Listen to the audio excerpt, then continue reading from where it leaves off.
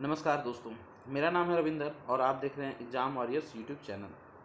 दोस्तों, आज की इस वीडियो पे हम आपके साथ डिस्कस करेंगे मेडिवल पीरियड यानी मध्यकाल के बारे में।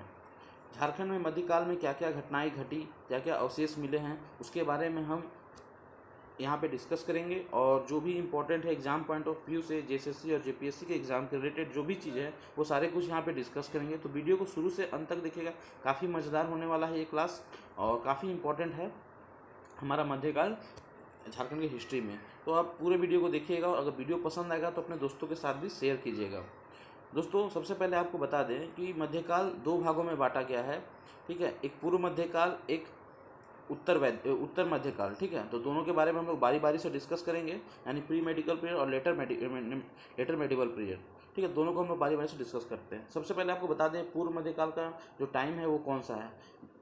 हम लोग को याद है कि हम लोग लास्ट टाइम जब पढ़े थे उस समय हर्षवर्धन का शासन चल रहा था। जब हर्षवर्धन का मृत्यु होता है 647 ईस्वी में और दिल्ली सल्तनत का स्थापना होता है 1206 ईस्वी में, तो दोनों के जो बीच का जो टाइम पीरियड है उसको हम लोग पूर्व मध्यकाल के बारे में जानते हैं। ठीक है, तो इस पीरियड के बारे में हम लोग डिस्कस करेंगे। तो इस पीरियड में क्या क्या घटनाएं घटी हैं मैं आपको बता दूं।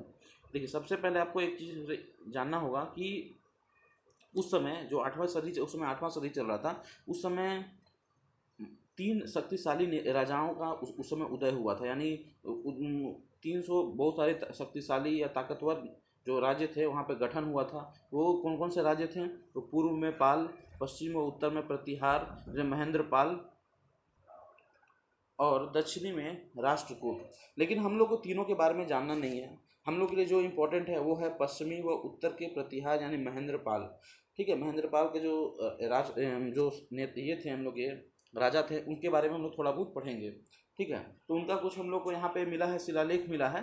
उसके बारे में हम लोग बता दें कि इटखोरी जो कि हजारीबाग में स्थित है, वहाँ पे महेंद्र पाल जी का एक शिलालेख मिला है, यानी इंस्क्रिप्शन मिला है। ठीक है, इटखोरी हजारीबाग में स्थित है, वहाँ पे महेंद्र पाल जी का एक इंस्क्रिप्शन मिला है, शिलालेख मिला है। ये आपके एग्जाम पॉइंट ऑफ व्यू से काफ़ी इंपॉर्टेंट है, तो ये आपको नोट डाउन कर लेना, आपको ये याद रख लेना है। ठीक है, उसके बाद हम लोग कुछ कुछ एविडेंसेस मिले हैं, यानी साक्ष्य भी प्राप्त हुए हैं। उस साक्ष्य के बारे में हम लोग डिस्कस कर लेते हैं। सबसे पहले आपको बता दें कि एक हपा मुनि गांव है गुमला में। ठीक है, हपा मुनि जो गांव है गुमला में, वहाँ पे महामाया मंदिर पाया गया है। ठीक है, तो आपको बता दें कि गुमला में एक जगह है हपा मुनि गांव। ठीक है, वहाँ पे महामाया मंदिर के टेम्पल मिले हैं, जब भी मंदिर मिले हैं, जो कि ये बताते हैं कि उस समय इनका वहाँ पे शासन था। ठीक है, उसके बाद वहाँ उस समय निर्माण नागवंशी राजा, इसका जो निर्माण करवाया था वो करवाए थे नागवंशी के जो राजा थे गजघाट। ठीक है, गजघाट राय। ठीक है, गजघाट राय जो थे गजघंट राय, उन्होंने इसका निर्माण करवाया था। और यहाँ के जो प्रथम पुरोहित यानी पृष्ठ जो थे वो हरिनाथ थे, और जो कि मराठा ब्राह्मण थे। ठीक है, जो मराठा के ब्राह्मण थे वो इसके पुरोहित थे, या बोलिए पृष्ठ बोल सकते हैं इंग्लिश में, या हिंदी में आप पुरोहित बोल सकते हैं, जिनका नाम हरिनाथ था। वो यहाँ के प्रथम पुरोहित थे। और इसको बनाया किसने था? तो नागवंशी राजा गजघाट। ठीक है, गजघंट ने बनाया था। गजघंट रॉय जो थे उन्होंने इसका निर्माण किया था। तो ये आपके लिए इंपॉर्टेंट हो जाता है एग्जाम पॉइंट ऑफ व्यू से। आपको याद रखना है, एक हपा मुनि गांव जो गुमला में स्थित है, वहाँ महामाया मंदिर है। एग्जाम में ऐसे पूछ सकता है कि इसका निर्माण किसने कराया था, तो इसका निर्माण करवाया था नागवंशी के राजा गजघंट राय ने। और अगर इसके प्रथम पुरोहित कौन थे, तो प्रथम पुरोहित थे हरिनाथ। ठीक है, जो कि मराठा के ब्राह्मण थे। तो ये भी आपको एग्जाम में पूछ सकता है, तो ये तीनों चीज़ आप लोग याद कर लीजिएगा। चलिए, तीसरा चीज़ है गुमला में टांगीनाथ। ठीक है, टांगीनाथ एक पहाड़, टांगीनाथ टेम्पल है, उसका भी यहाँ पे वो भी पाया गया है, उसका भी जिक्र है। ठीक है, तो आप ये भी याद रखिए, गुमला में एक है टांगीनाथ पहाड़। ठीक है, उसके बाद अंतिम है रजरप्पा का छिन्नमस्तिका मंदिर। रजरप्पा जो कि रामगढ़ में फिलहाल है, पहले वो हजारीबाग में हुआ करता था। जब झारखंड में डिस्ट्रिक्ट का डिवीजन हो रहा था, तो उसमें बोकारो सॉरी आपका जो हजारीबाग से कट के रामगढ़ बना था, वहाँ पे रजरप्पा स्थित है, वहाँ पे छिन्नमस्तिका मंदिर का निर्माण हुआ है। ठीक है, उसके बाद और इसमें क्या क्या इंपॉर्टेंट चीज़ है, तो आपको बता दें कि यहाँ पे बौद्ध धर्म का जो प्रचार था, जिसका प्रभाव हम लोग का यहाँ झारखंड में पड़ा था। ठीक है, जो पाल शासक थे वो लोग प्रचार प्रसार कर रहे थे बौद्ध धर्म का, तो उसका यहाँ पे प्रभाव थोड़ा बहुत पड़ा था, ठीक है, इसलिए ये थोड़ा बहुत इंपॉर्टेंट हो जाता है। मेनली यहाँ पे इंपॉर्टेंट जो जो चीज़ था मैंने आपको बता दिया। साक्ष्य एक हापा मुनि गाँव जो कि गुमला में स्थित है, इसके जो निर्माता हैं या फिर जो इसका निर्माण किए हैं वो नागवंशी के राजा थे गजघंट रॉय, ठीक है।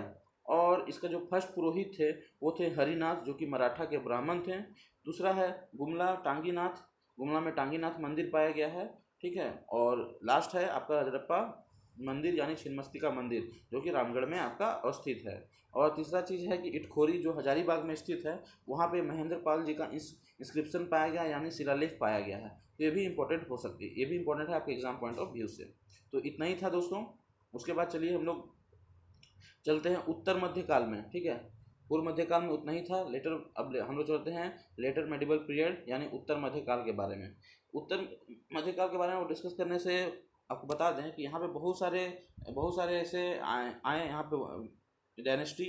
उसमें सबसे पहला आया था खिलजी डायनेस्टी जो कि झारखंड में आया था, जिसका प्रभाव देखा गया है, ठीक है। तो इसमें जो सबसे पहला नेता जो पहला हम लोग रूलर थे वो थे बख्तियार खिलजी, ठीक है। उनके काल में क्या हुआ था, जब देखिए जब 13वीं शताब्दी में बख्तियार ने जब झारखंड होकर नदिया में हमला, नदिया जो कि बंगाल में स्थित है, वहाँ पे आक्रमण करने के लिए गए थे, तो वो झारखंड का रूट ही से गए थे, यानी झारखंड का रूट फॉलो करते हुए उन्होंने नदिया पे आक्रमण किया था बंगाल में, ठीक है। तो इसलिए ये इम्पोर्टेंट हो जाता है।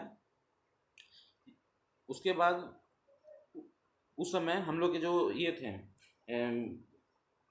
हम लोग के उस समय जो राजा थे हम लोग के नागवंश डायनेस्टी के राजा थे, उस समय हरिकरण राजा थे, ठीक है, नाम था उनका हरिकरण। वो काफ़ी शक्तिशाली और काफ़ी प्रभावी थे। इसी कारण से उस समय जो दास वंश के जो भी ये थे रूलर थे इल्तुतमिश बलबन, उस समय झारखंड में उनका प्रभाव नहीं पड़ा। क्यों नहीं पड़ा, क्योंकि उसमें जो हम लोग के जो नागवंशी झारखंड के जो या फिर नागवंशी के जो राजा थे हरिकरण सिंह, वो काफ़ी प्रभावशाली और शक्तिशाली थे। तो इतना शक्तिशाली थे कि वो बाहर से कोई भी अटैक कर नहीं पाता था, क्योंकि उनको हराना बहुत मुश्किल था। इसी कारण से वहाँ पे झारखंड के एरिया में उस समय इनका प्रभाव नहीं पड़ा। तो आपको यहाँ पे दो चीज़ याद रख लेना है। पहला चीज़ तो आपका हो गया कि 13वीं शताब्दी में जब हम लोग का बख्तियार जो थे बख्तियार खिलजी जब हम लोग जा रहे थे यहाँ पे नदिया जा रहे थे बंगाल में एक जगह है नदिया, वहाँ पे जब आक्रमण करने जा रहे थे तो वो जो जिस रूट से गए थे वो झारखंड से होके गुजरता था, इसलिए वो इम्पोर्टेंट हो जाता है। उसके बाद उस समय हम लोग के नागवंशी के राजा थे हरिकरण सिंह जो कि काफ़ी शक्तिशाली और प्रभावशाली थे।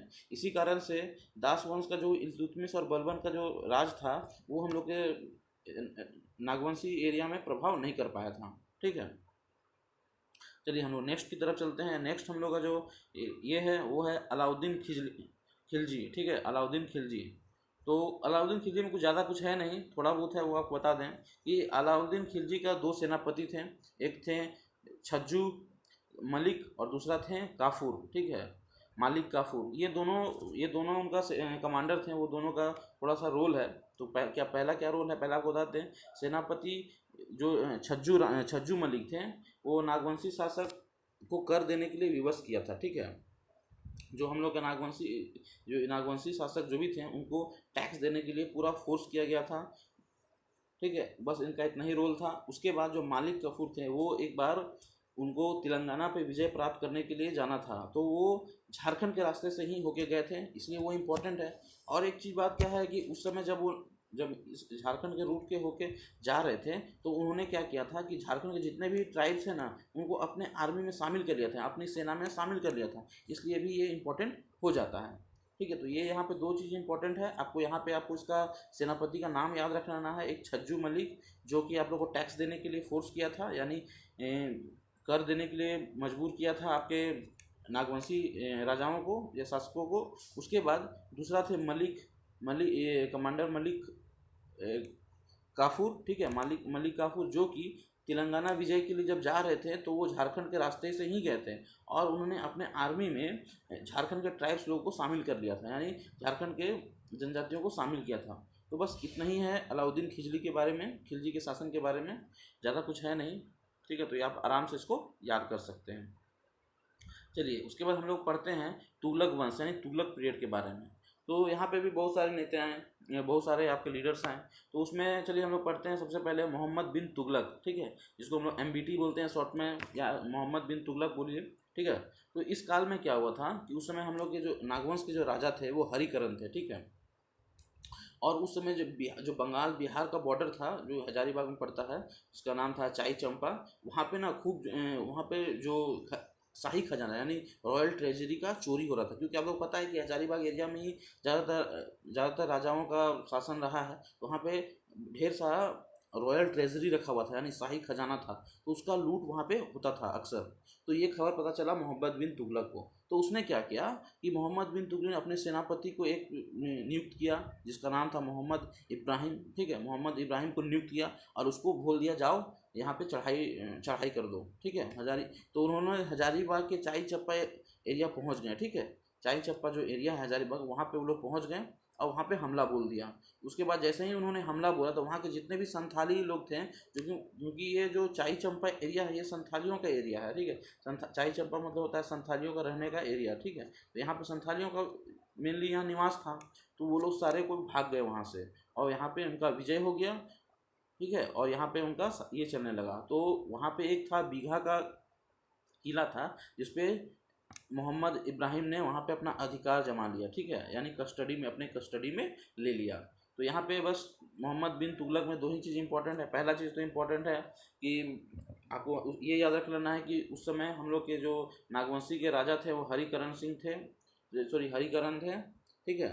और वहाँ पे जो हजारीबाग बिहार और बंगाल का जो मार्ग है उसमें वहाँ पे चोरी होता था रॉयल ट्रेजरी का मनी यानी शाही खजाने का लूट होता था। तो उस समय ये खबर सुनते ही सेना अपने मोहम्मद बिन कासिम ने एक सेनापति नियुक्त किया मोहम्मद इब्राहिम को और उसे भेज दिया कि जाओ वहाँ पे अटैक कर दो।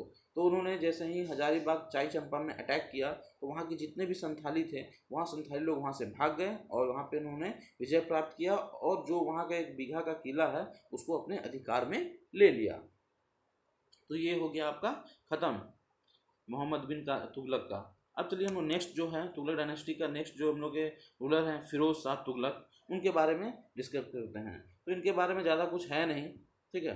इनके बारे में ज़्यादा कुछ है नहीं, थोड़ा सा ही है। तो वो हम लोग बता दें कि फिरोज शाह तुगलक क्या किए थे, वो हजारीबाग के सतगावा में आक्रमण किए थे। ये हजारीबाग काफ़ी इंपॉर्टेंट है आपके जो हिस्ट्री है उसके, क्योंकि मैक्सिमम लीडर वगैरह सब हजारीबाग में ही अटैक किए हैं। हजारीबाग इम्पोर्टेंट इसलिए भी है कि वो बंगाल बिहार के रूट में भी पाया जाता है, इसलिए वो एक चैनल भी है। इसी कारण से हजारीबाग काफ़ी इम्पोर्टेंट हो जाता है। तो फिरोज शाह जो तुगलक थे वो अपने सतगावा गांव के जो भी है हजारीबाग में वहाँ पे आक्रमण किया और वो वहाँ पे जीत गए। वहाँ पे जीतने के बाद उन्होंने क्या किया कि आसपास को एरिया को रूल करने के लिए गवर्न करने के लिए उन्होंने क्या किया सतगावा को अपना राजधानी बना दिया, ठीक है। सतगावा को उन्होंने राजधानी बना दिया और वहीं से सारे जितने भी एरिया थे जो भी जीता था उन्होंने उसका वहीं से वो लोग देख रेख करने लगा। तो दोस्तों इतना ही था। अब एक ठो मैं बच गया है, इसके बाद हम लोग का एक डायनेस्टी और, ठीक है, उसके बारे में हम लोग नेक्स्ट क्लासेस में पढ़ेंगे, ठीक है। तो नेक्स्ट क्लासेस में वो और एक राजवंशी जो भी हम लोग का जो क्षेत्रीय राजवंशी जो नेता रहे थे उनके बारे में भी हम लोग डिस्कस करेंगे।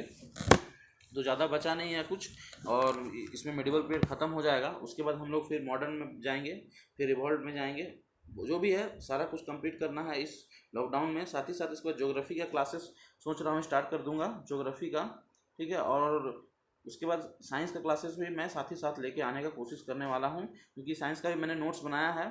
तो कोशिश करता हूँ साइंस का भी आपको क्लासेस दूँ, ठीक है। तो फिलहाल इस वीडियो में इतना ही दोस्तों। और वीडियो अगर पसंद आता दोस्तों लाइक ज़रूर कीजिए, शेयर कीजिए अपने दोस्तों के साथ। यार वीडियो में व्यूज़ नहीं आ रही है, थोड़ा मुझे भी व्यूज आने पे मोटिवेशन मिलता है, तो वीडियो को शेयर कीजिए अपने दोस्तों के साथ। Thank you, have a nice day.